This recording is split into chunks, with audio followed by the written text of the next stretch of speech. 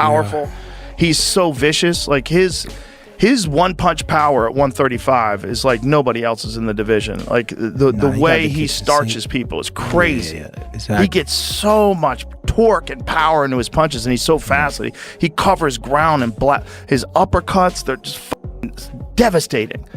Yeah, for sure. I think I can stop him. I'm much quicker than him. He's much stronger, much bigger, but we just gotta wait and see until we get in there and test the waters. Joe Rogan was clearly stunned when Gervonta "Tank" Davis showed up before the Jake Paul fight. Not the lean fighter fans remember, but a thicker, more powerful version. Even Rogan, who's seen elite athletes up close, couldn't hide his surprise at how massive and dialed-in Tank looked. I'm a giant Gervonta fan. I think that guy is so unusual. Yeah. His style's so unusual, and his patience. The Leo Santa Cruz fight was really something for me, because Leo Santa Cruz is a technician, Mexican style, and the fight was very close before Tank stopped him. But he has that power that can end it. He finds these openings, and he sees them, but he doesn't go after them right away. He waits for the right time. He's so patient. Like when you watch the early rounds of his fights, he probably has the lowest punch count in the early rounds. But he also knows he's got that nuclear option that if he can crack you, most likely he's going to take you out. He's got massive confidence in that. At the face-off, Tank Davis stayed calm and almost hid his new size. Arms crossed, body angled, like he didn't want to show just how much he's bulked up. But it was impossible to miss. Joe Rogan later said Jake Paul's whole play isn't about competition, it's pure promotion. These fights, he said, are built to grab attention and headlines, not titles.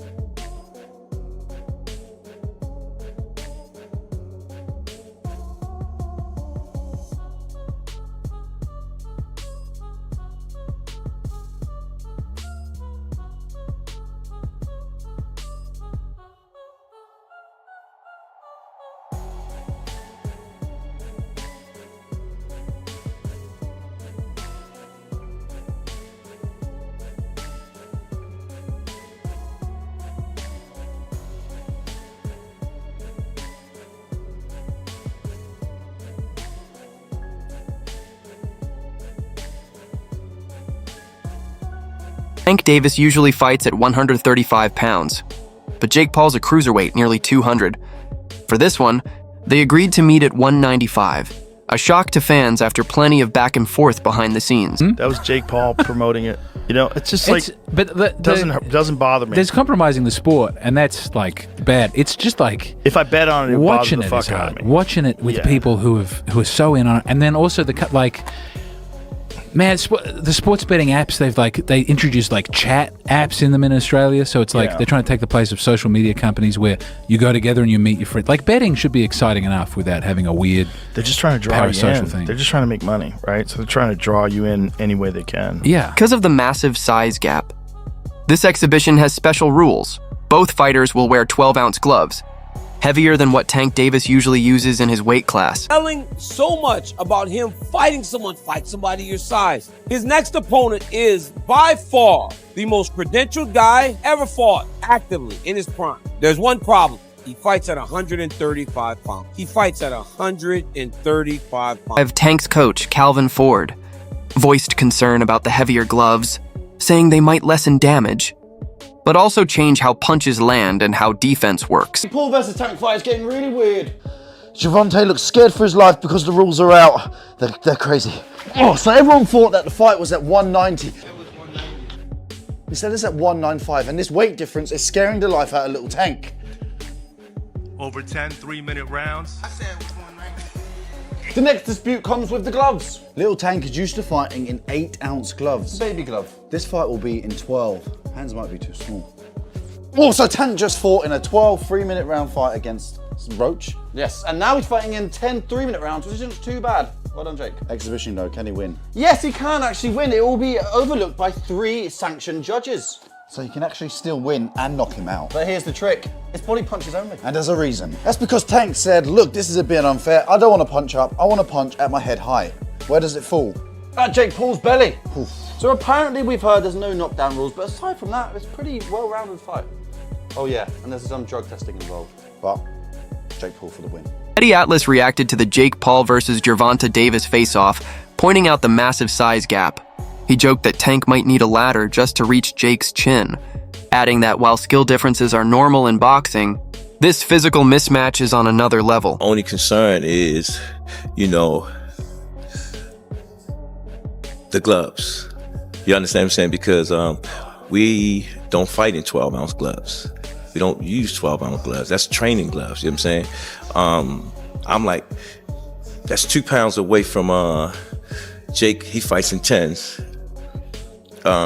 Tank fighting 8s. So he losing 4 ounces. So my thing is, I said, they said, put Tank in 8s, put him in 10s.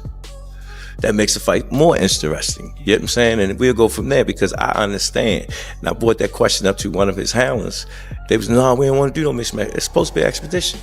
What's the matter? What, now y'all want the wins and the loss. You know what I'm saying? All these prescriptions, but you want to be great.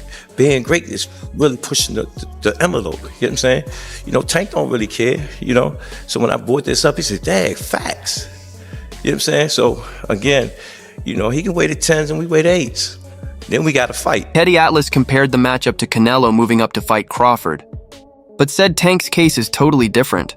He's just too undersized to reach Jake effectively. Fans and analysts are calling it a mismatch, raising concerns about safety and fairness.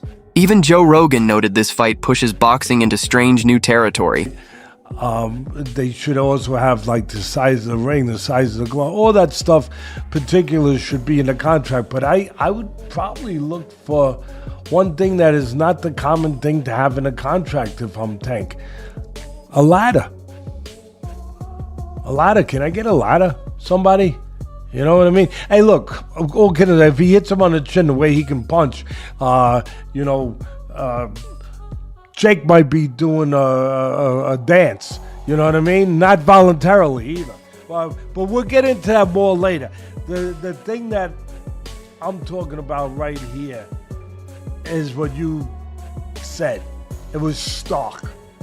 The size difference was really, you couldn't ignore it. We understand the talent difference, the experience difference. We understand all of that.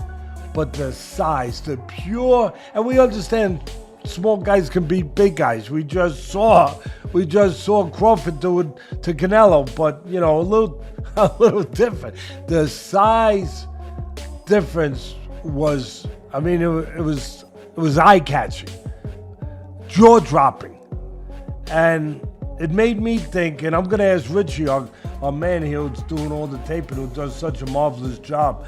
I'm going to ask him because I know he's an expert in this area. But it reminded me of one of the Rocky movies where they had the face, where they did the wrestling thing with Rocky and Hulk Hogan, a.k.a.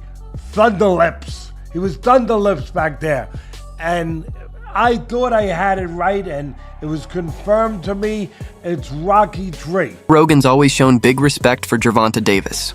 After Tank's knockout wins, Rogan called him a true superstar, explosive, precise, and deadly calm in the ring. He said Tank's quiet approach hides real danger. Once he strikes, it's lights out. He weighed in for Mike Tyson was 227 pounds. That is, if I'm not mistaken, a 92-pound weight difference. It's insane. That is called one thing. That's called being a bully. Dana White didn't hold back on the Jake Paul versus Gervonta Davis fight. He accused Jake of picking smaller opponents and said Tank might hit harder than Mayweather, but size still matters. According to Dana, Jake could just lean on his weight advantage, saying, fight someone your own